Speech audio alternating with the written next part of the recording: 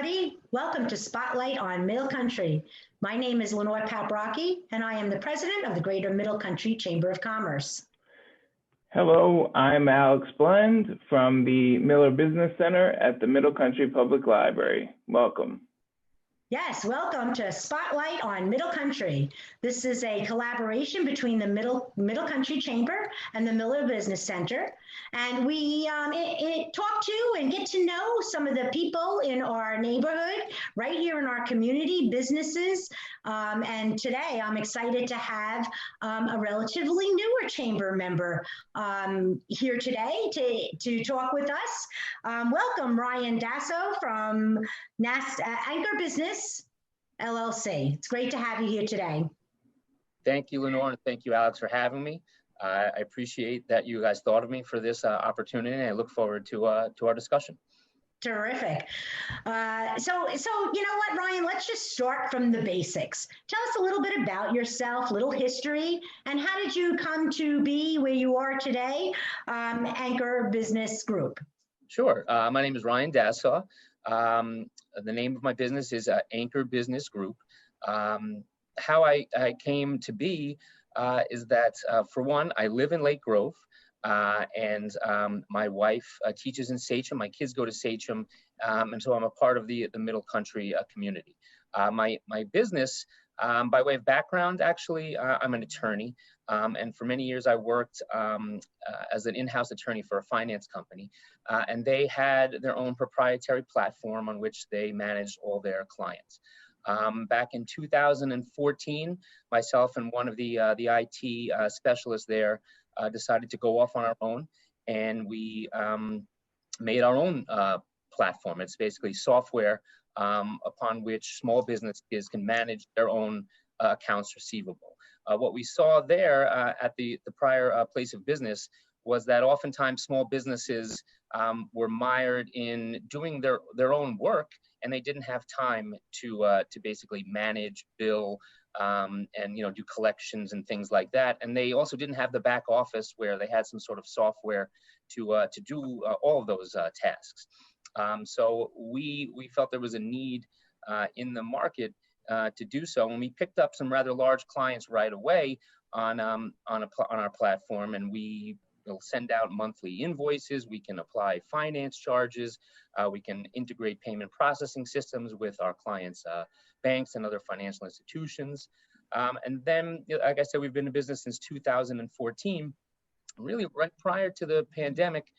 In around mid-2019, I saw another opportunity where small businesses, mom and pops and service providers really had a need for things like invoicing and payment processing. They really weren't maybe happy with the QuickBooks of the world, and those were things were a little intimidating, those platforms. The example I use all the time is my landscaper. He would just hand me a paper bill all the time. Sometimes there were errors. He had trouble, kind of with managing the payments coming in and everything like that. Nothing electronic. So we kind of, again, saw a need there and a possible kind of niche that we could help small businesses. And as part of that too, I felt the best place to start is in my own community. And that's what kind of caused me to start looking and reaching out. And I stumbled upon the Miller Business Center, met Alex, and the rest is history. I want to just ask you, so how long have you been involved with the Greater Middle Country Chamber of Commerce? I remember the Miller Center, we had a networking open house for networking groups. And at our booth, we had, I believe it was Keith from Rocket Juice and Ryan Gessner, and Lenore was, I'm sure, there. And so I think that I know you were there. I saw you there. We spoke, and you visited our booth. And what made you join the chamber, and how have you found it to be so far? Oh yeah, definitely. I think, like I said, I first went to a couple of the Miller Business Center, opportunities and some of the kind of seminars that you had with the networking at the beginning, and then and then taught a program, whatever it may be. And then one of those things, like you said, was the kind of open house for different networking groups. And there were a lot there. It was nice to meet, a variety of people. But honestly, the folks that were working the booth for the Middle Country Chamber were stood out. Keith, like you said, for one, he's very outgoing personality, and it kind of hit it off. That plus the Duck Donuts table was a big can't go wrong there. So, yeah, embarrassed to spend a little too much time down there, but so yeah, working in Wisconsin, it's only one town over, and again, living in Lake Grove. I go to the Miller Business Center at the library. It's less than 10 minutes from my house. And then I said, the Middle Country Chamber looks like, again, a bunch of friendly people. I think not long after that, I attended one of the meetings that was like a breakfast meeting that I remember meeting Lenore there. It was at a bagel shop. Forgive me, I forget. Sell bagels, yeah. Mm-hmm. Yep, it was a really, I've been to my share of other, not to, disparage other organizations, but sometimes they're a little stuffy, and they can be, if you're new, it's a little bit intimidating. I didn't feel like that with the Middle Country Chamber, and I felt comfortable right away. You meet the president right off the bat, and she's having a conversation with you. It's nice. That's what I do best. Yeah, we're not just about the number. So I felt comfortable there, and again, it was off and running. I wanted to be an active member. I actually had a follow-up one-on-one meeting with Keith, and we kind of kept things, all the dialogues open. Unfortunately, obviously, the world changed in early 2020, and the pandemic hit. And I actually recall one of the first things, when everyone was getting used to working from home and just figuring things out. I think it was perhaps April that year. I recall getting calls from Lenore and Keith, about just saying, hey, okay, and anything we can do for you, just let us know. And you guys are figuring things out for yourselves too, so that was nice. Again, I'm a member of a couple other organizations, and you didn't get that sort of personal attention. And so geographically located here is great, and the fact that it's a friendly atmosphere where it seems like people people really do want to help each other. It's again a no-brainer why you wouldn't want to be involved. Terrific. And actually, also the association with the Miller Business Center, I think, is great. It was a resource that I never knew about, and I've lived on Long Island all my life. I only went away to college upstate, and came back, and and being in business, never knew about it. And it's amazing that I mention it to everyone I know, because it's such a nice resource that people don't even know about, and to get it out there is really helpful. Yeah. Thank you for saying that's that. For sure. Yeah, we love our partnership. The Middle Country Chamber partnership with the both the library and the Miller Business Center has been instrumental in helping this chamber to grow, for sure.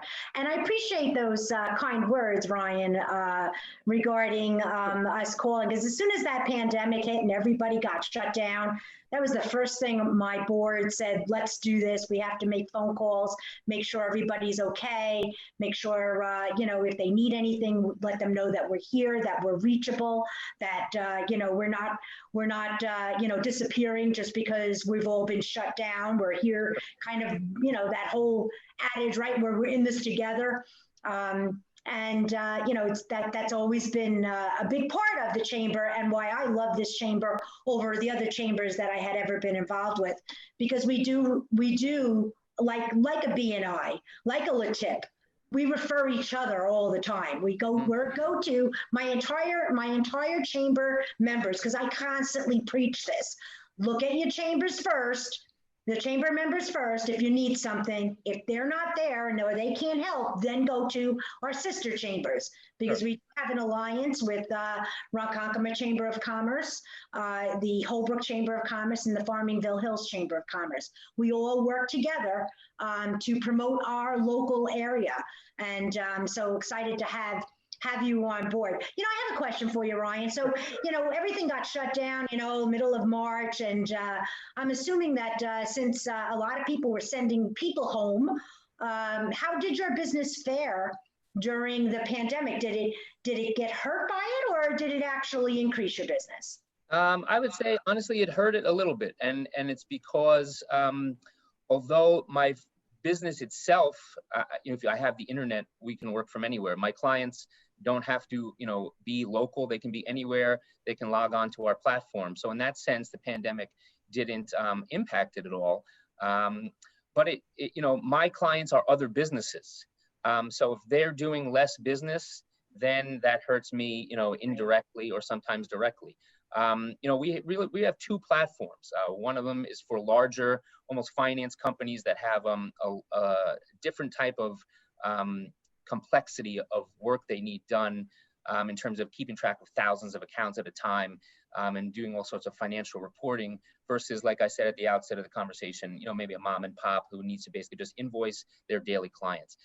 Some of those larger clients that I had, they saw a reduction in business as a result of the pandemic. And as a result, that trickles down to vendors like myself. So the one thing that was, I don't want to say lucky about what happened is that it was at a time when I was focusing on kind of a pivot with the business, and we delved into more of the platform that I'm talking about and helping small businesses.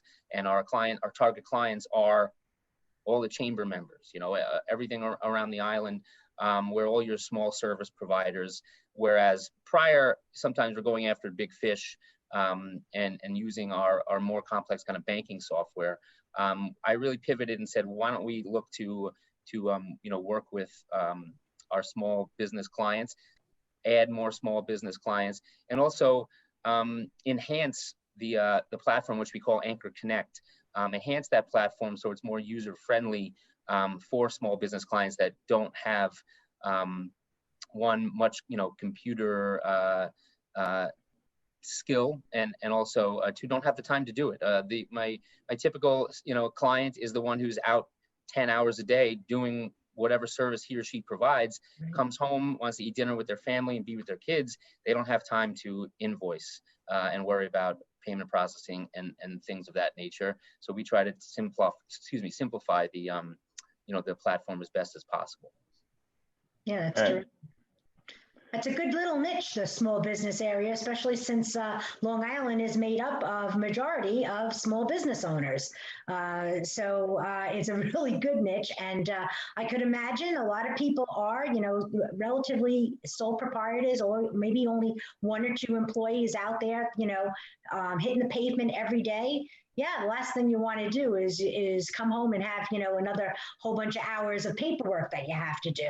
Better off just uploading it into your platform and let you guys take care of it. Makes a lot of sense. Exactly. Yeah. There are a lot of software platforms out there. I mentioned not to disparage anything, the QuickBooks of the world. There's Bill.com. There's other large scale platforms that's they have products that are geared towards small businesses, and if that works for particular small businesses, then so be it. But I think part of the reason what we're involved in, things like the Middle Country Chambers, because we want to, help small businesses. And it's a difference between using a large, scale product from a large company, or do you want to use, me? I'm the guy next door. It's me and my two developers, and I'm in the same boat as you. And we try to think of that one-on-one service as the key to why someone would want to use Anchor rather than just out of the box software. Right. Question: I would be able to call and talk to you, right? Exactly. As opposed to calling and we don't know who we're talking to. Yeah, you're not going to get a 1-800 number. You have my cell phone. You have my cell phone number, or you have my chief developer cell phone number too, his name is Jim, and he and I developed the platform from nothing. And I also welcome the feedback of our clients and prospective, because if there's something, again, the big box software, you're sometimes putting a square peg in a round hole, and you're using their service, and that's what they provide, and you have to kind of work with what they're providing. whatever it may be. With us, if there's something that you say, hey, listen, I could really use something like this, maybe some sort of different kind of custom invoice. Maybe you need a report on all your clients that spits out a certain type of information. You want to, whatever it may be. I could go off on any, type of tangent. You can call me and say, listen, I need this. Is this something we can develop? And usually the requests I get also help Anchor connect, because it's going to enhance the platform. And typically, if I have one client that gets use out of something, there are other clients that are going to get use out of it too. So it's kind of a win-win situation. Absolutely. And I welcome the feedback from our clients, and any enhancements to the platform that we can provide, is only going to help all the parties involved.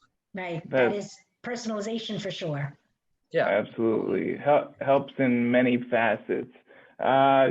So being that you're a young professional, I don't know if you are aware, I think you are, but we mentioned the Middle Country Young Professionals group that we've started with the Chamber.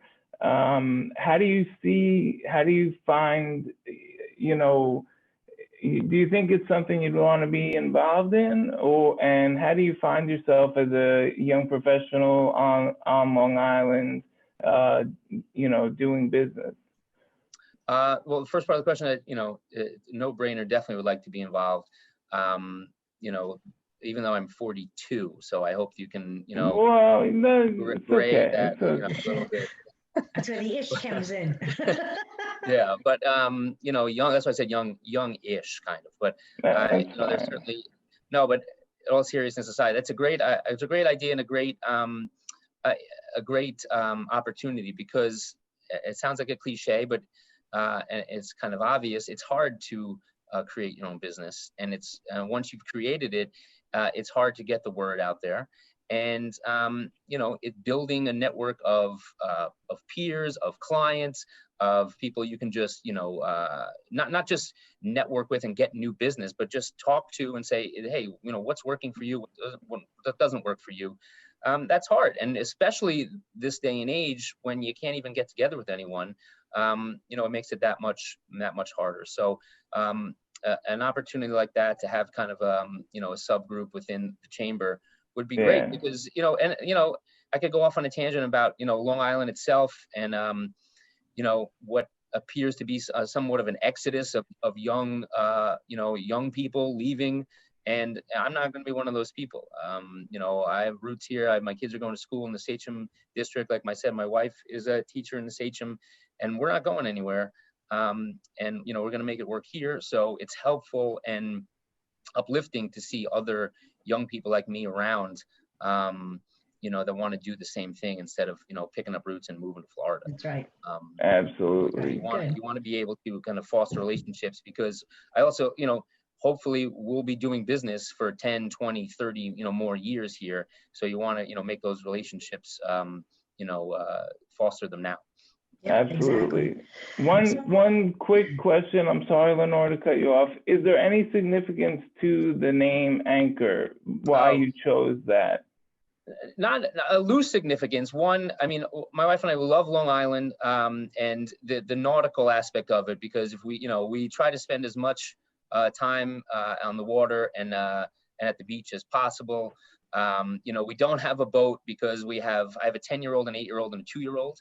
And now's not the best time for something like that. But it was really, I felt, again, the nautical aspect of it, loving Long Island. And it sounds like a cliche too, but the anchor aspect of it too, how it can be advantageous to those out there in terms of, the cliche is, I've always pictured maybe if I had some sort of TV commercial where you're in stormy waters and you need to you need help, you're not going to drift.